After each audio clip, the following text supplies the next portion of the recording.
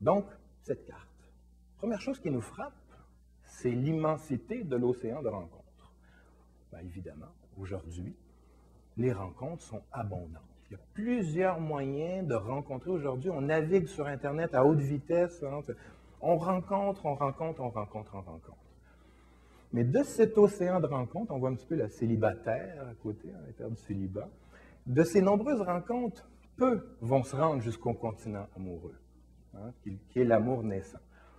Tout au plus, les agences de voyage, je parlais tout à l'heure des agences de voyage amoureux, ils desservent la petite région ici de l'île des Plaisirs. C'est une région qui est couverte par la plupart des agences de rencontres, mais l'amour naissant, non.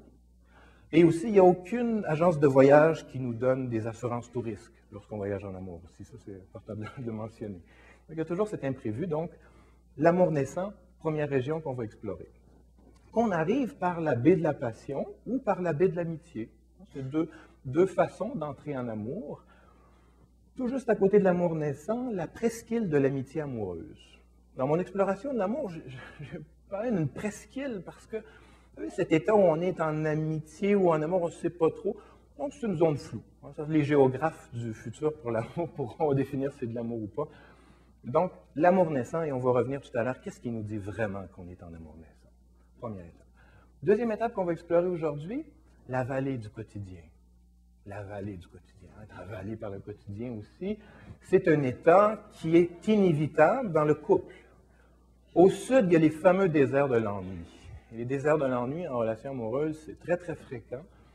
Et donc, c'est un des états inévitables de l'amour. Ce qui est intéressant de mentionner, c'est que tout près des déserts de l'ennui, il y a l'île de la dépendance. Souvent, quand on est dans l'ennui, on est tenté d'aller en dépendance. Surtout que la capitale de la dépendance, c'est plaisir sur le champ. Alors, il y a des grandes tentations lorsqu'on est dans le désert de l'ennui d'aller en dépendance. On va voir que c'est un détour de l'amour. La dépendance, c'est une banlieue de l'amour, on pourrait dire. On peut y passer des vacances très intéressantes. Le problème, c'est quand on reste en dépendance. On continue notre route pour arriver en reconnaissance. C'est l'autre étape qu'on va explorer dans la conférence. Quand on est en amour naissant, là, on se reconnaît naturellement, mais c'est un état de fusion, on n'est pas différencié. L'enjeu ici, c'est de se reconnaître réellement tel que l'on est. Mais plus souvent qu'autrement, plutôt que de se donner de la reconnaissance, on va emprunter un petit sentier qui s'appelle « T'as tort, j'ai raison ». « T'as tort, j'ai raison » ça mène nécessairement dans la fameuse jungle des jeux de pouvoir.